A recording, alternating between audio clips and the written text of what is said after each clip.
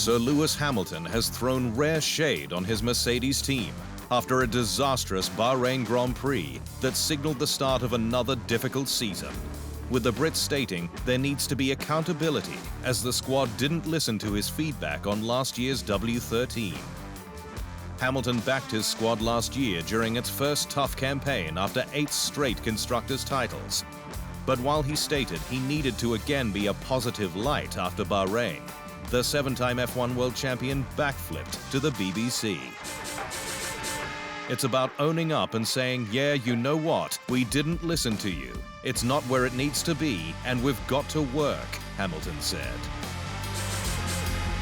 Mercedes has already admitted it needs to reconsider the W14 side pods and its long-run tyre degradation, which was a strength in 2022.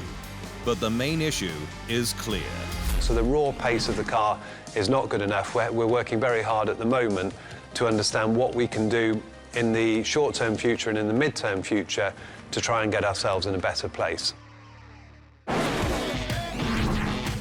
2009 F1 World Champion Jenson Button says that this season won't be a walk in the park for Red Bull's Max Verstappen, with close fights expected once the championship returns to Europe.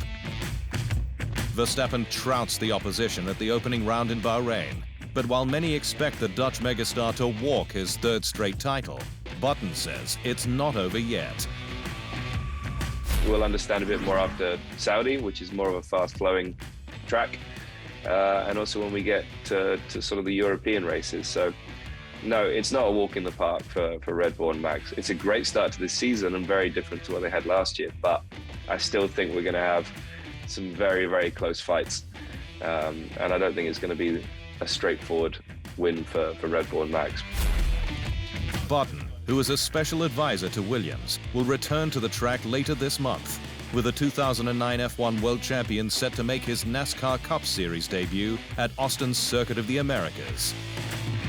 There, he'll take on another F1 World Champion in Kimi Raikkonen, with the Finn set for his 2nd Cup Series start after Watkins Glen last year. Button will also race the number 15 Mobil 1 Ford Mustang in Chicago and Indianapolis as part of a 3-event deal. Lando Norris's future at McLaren remains a hot topic, with the young Brit facing another uncompetitive season at Woking, and increasing rumors he could defect when an opportunity arises. Norris is locked in with McLaren until 2025, but the Brit is yet to fulfill his considerable potential, with the MCL 60 another step back, and Bahrain a disappointment, care of a pneumatic pressure leak on his power unit that left him 17th at the flag. It's a situation that has the F1 paddock abuzz, wondering if the young Brit engineered a potential exit with his recent contract extension.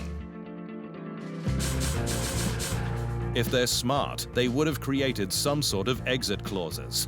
For example, if McLaren don't finish in the top 4 of the Constructors' Championship 2 years in a row, is there an option for Lando to look elsewhere? Asked Sky Sports' Karun Chandok. Aston Martin driver Lance Stroll has revealed the depth of despair he felt in the immediate aftermath of his recent cycling crash in Spain, stating his whole world was just crumbling in front of him. Stroll's crash occurred just prior to pre-season testing.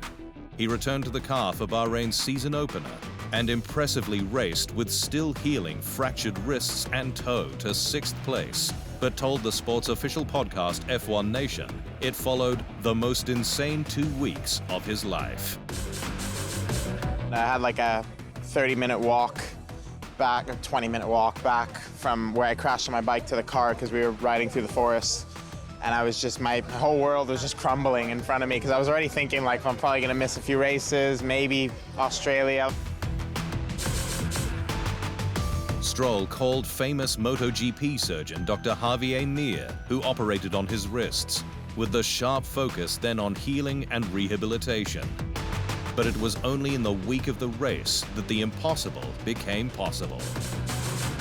Didn't think I was gonna be able to be in the car anytime soon. I couldn't move. I was so far from being fit to drive. I was just with my osteopath Henry 10 hours a day doing rehab, trying to get back into it. And it still just felt so impossible watching the test. Ferrari team boss Frederic Vasseur says the SF23 has the pace to take the fight to rival Red Bull, with no change needed to its design concept.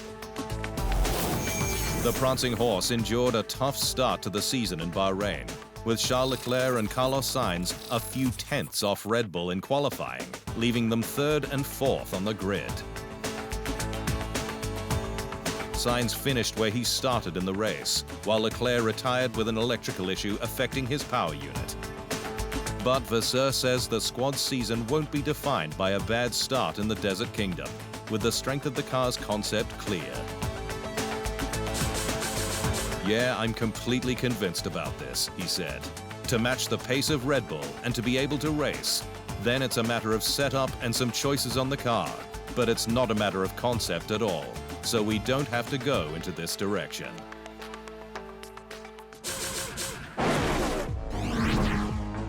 McLaren continues to shop around for a 2026 power unit, despite a solid partnership with Mercedes, with its latest option being Red Bull. McLaren had a dire start to the season in Bahrain, but is building for the future, with its in-house wind tunnel to be operational from June, and a competitive power unit critical to success. It's understood that McLaren has already spoken with Honda, despite its recent fallout, with the squad's CEO Zak Brown reported to have visited Red Bull's HQ in February for power unit talks. "I thought he was coming for lunch," joked Christian Horner. McLaren has enjoyed Mercedes power since 2021, before which it had a 3-year partnership with French manufacturer Renault. Alpine CEO Laurent Rossi says he was impressed with how quickly his new recruit Pierre Gasly has cemented himself at the French squad, with the 27-year-old on it from day one at last year's post-season test.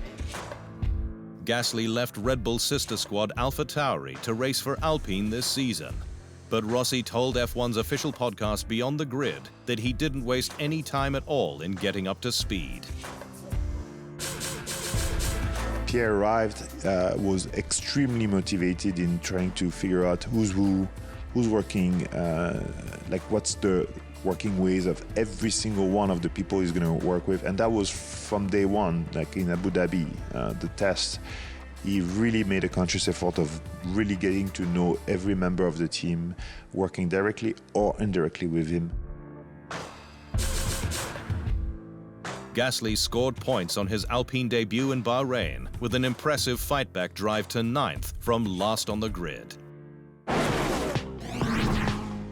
Williams boss James Vowles says that his squad's main issue through its years of financial struggles hasn't been a resistance to change, but a lack of understanding on what it takes to be a top team.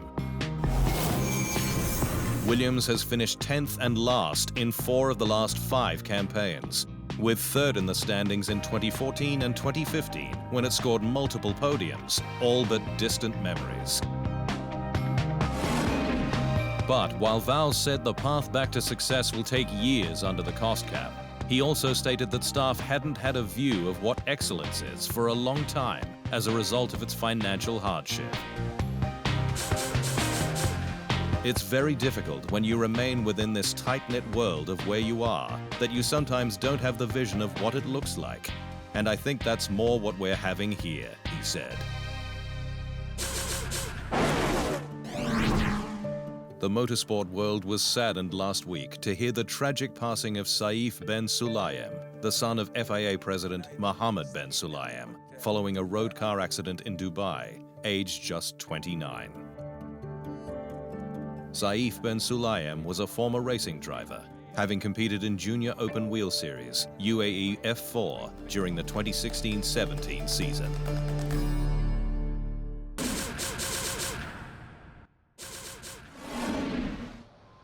Thanks for watching. To stay up to speed on all things Formula One, make sure you hit the subscribe button.